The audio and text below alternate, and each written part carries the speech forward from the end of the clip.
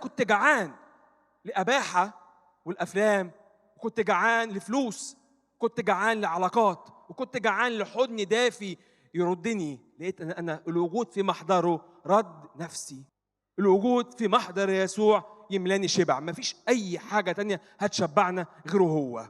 فوقني من الأمور دي كلها، ولقيت نفسي أنا بقيت إيه؟ شبعان.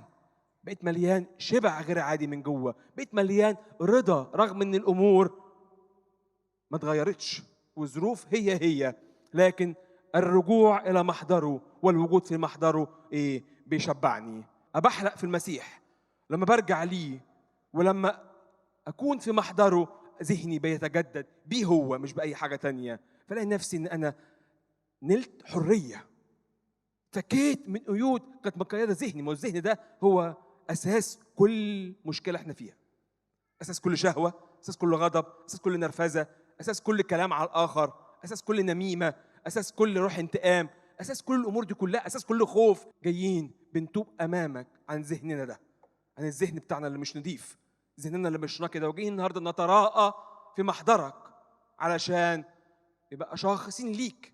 فلما نكون شاخصين ليك تطبع صورتك في ذهننا.